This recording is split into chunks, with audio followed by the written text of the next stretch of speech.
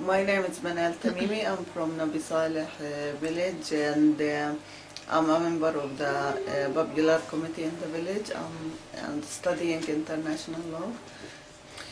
Our demands is ending the occupation, taking our lands back, and taking our water resources back.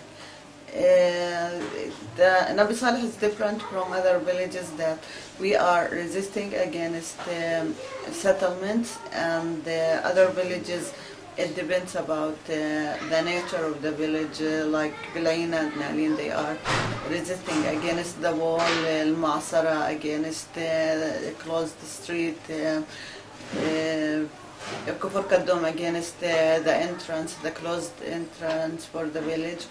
But here in Nabi Saleh we resist against first settlement and second all shapes of occupation. So if we freed our land, tomorrow we will resist against the gates at the entrance, against another settlements, against settler roads, against till the end of occupation. We choose non-violent popular resistance now, this time, because after the second intifada, the whole world, of course, influenced by the Israeli strong media through CNN, BBC News, Fox News, and all this agency, which working for the Israeli and portrayed Palestinian as killer, as vampire, as terrorist, and the Israeli always, all the time, they are victim.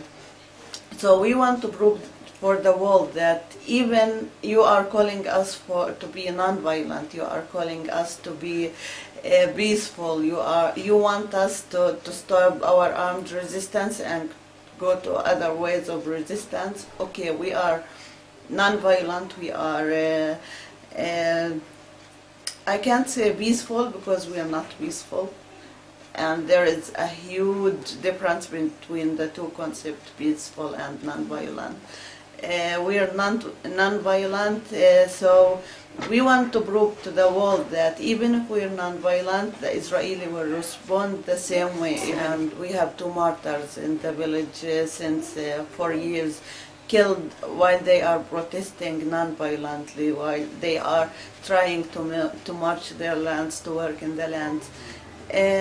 We succeeded in this, and we were able to change the world look and force the world to begin to look to us as a human being, as a freedom fighter more than terrorist. And they began to look to the Israeli Zionist, because not every Israeli are a Zionist, to the Israeli Zionist as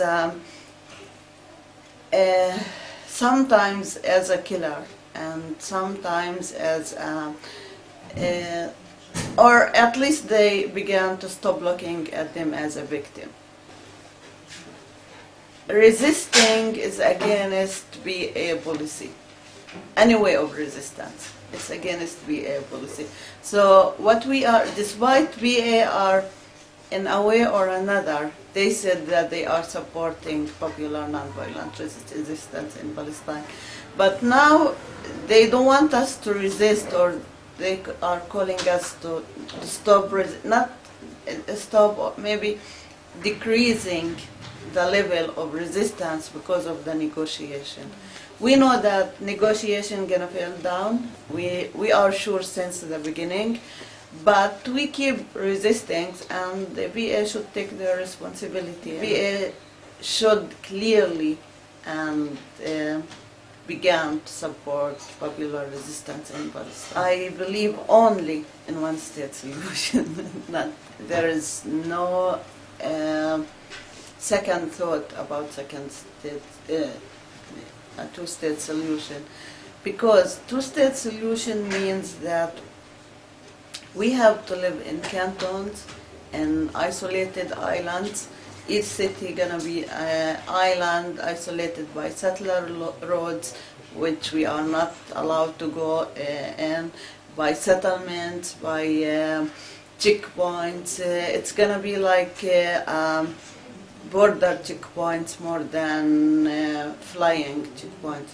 So I won't be able to go to Al-Aqsa to pray there. I won't be able to go to the sea, which is only half an hour from my house. So it's not a state, it's kind of big jails, gonna put Palestinian. I believe in one state solution, one democratic state.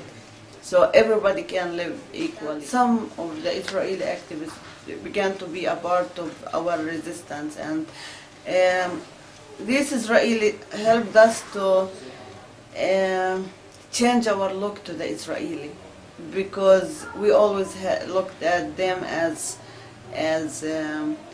killer or as somebody who's stealing our land, somebody, and we never thought that there are any Israeli who can live together with us or who accepted us as Palestinian. But now there are some Israeli who even are began to be hated by their own community. They are treated as betrayer because they help Palestinian. So this Israeli began a very important part of our protest, and now we accepted them. If we are calling for one state solution, so we had to accept Israeli, because our war is not against Judaism, it's against Zionism. But in the same time, if anybody, even if he's my brother, he tried to threaten my children's life, my life, I will stand in front of him. It's not about that he's a Jew or he's a Christian. It's about your right of living and protecting this right against anybody threatening you. Women's role is very important, because women are the main column of the Palestinian house. Or once American representative, he told me something that women is the neck and the man is the head. So he can plan everything, but if the neck is broken, he died. It doesn't matter how much his brain. And this is happened for Palestinian women. Palestinian women are the neck, and they are raising the new generation. They are putting the seeds of resistance for the refusal of injustice. They grow up their children how to fight, how to be strong, how to handle the very difficult situation we are living under occupation. So if she's weak, the whole family gonna be weak. If she collapses, the whole family gonna collapse. Even the men, they are getting their strength from women's strength. And also, she suffered twice. For me, I think Palestinian women, it suffered twice, men, because first, they have their own way of resistance. She is arrested, she was in jail, she was injured, she was humiliated, she was attacked in her house, and also her man suffering from a father, a brother, a husband, a son. When they arrested him, she suffered. When he killed, she suffered. When she should be the man and the woman of the house. She should support the family. She should bring a new income for the family. She should do everything in case the man, something happened for the man. So if she weak, the whole society gonna be weak. That's why she should be very strong, and it's not a choice.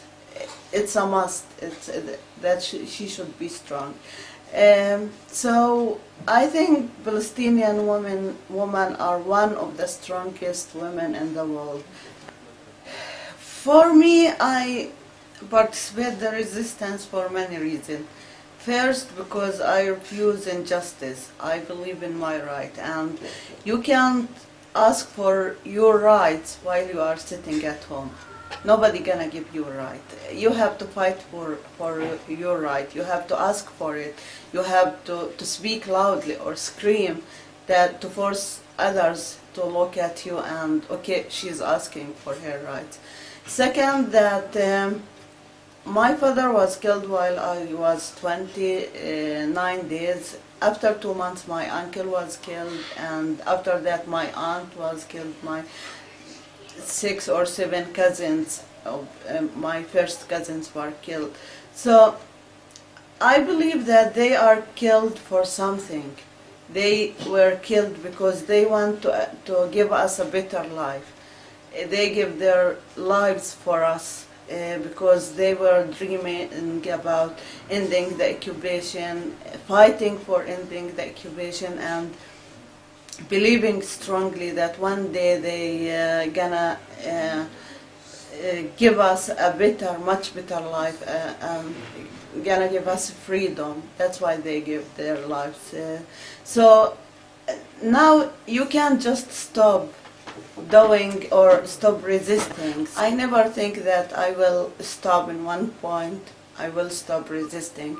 I never think that I should keep my children away of this resistance, because in one point I won't be able to give more, so they have to continue my way the same way I continued my father's way. So that's why I keep walking. My children gonna keep walking till we reach the end of this dark tunnel and we reach the light and the sun. Aren't you afraid of this walk that you have to? I will be lying if I say I'm not afraid. In the contrary, on most of the weekdays I'm terrifying that maybe this is, or on Friday, especially on Fridays, that maybe this is the Friday I'm gonna lose somebody, because it's just a matter of time. We lost Mustafa, we lost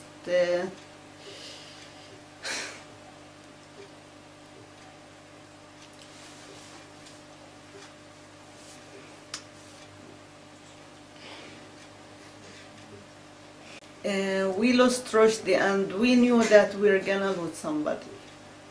So maybe this Friday I'm gonna lose my life, maybe my children's life, maybe my husband, my brother.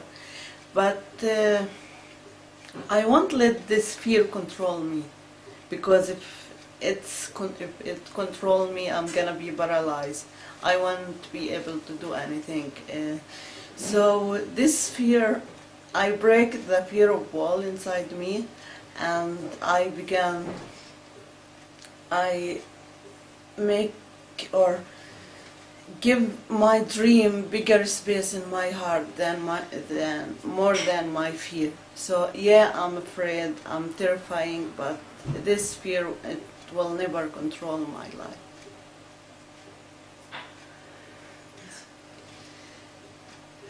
You can't call a child as a violent person, because he don't understand the meaning of violent. And when a child holds a stone, he never think that this is a tool of killing and I should go toward the soldier to kill him. But in the same time, these children are under the stress and under the trauma they are living. They are so traumatized, so stressed. They are losing everything: their childhood, their innocence, the beauty of life, their future, their hopes. So the way to refuse the occupation which causes all this suffering is by throwing a stone. So it's a refusal symbol for saying no for injustice, saying no for the soldier who invaded the village, and tell him that it's my land, not yours. It's against the occupation who's stealing their dreams. And if they are calling these children as a terrorist because they are holding a stone, why they shouldn't call the full armed soldier on the other side who's shooting the children, who's shooting innocent people, who's taking their lives, who have the right to take other people's lives? Nobody have this right.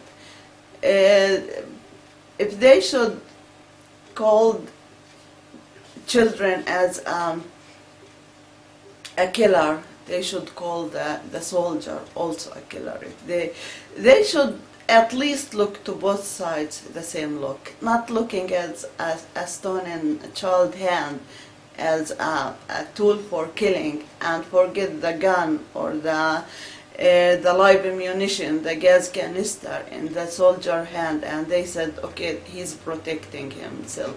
If he's protecting himself against a stone, so this child also, by the stone, he's protecting himself against all this gun. They can't blame a child and forget the real terrorist who's standing in front of this child.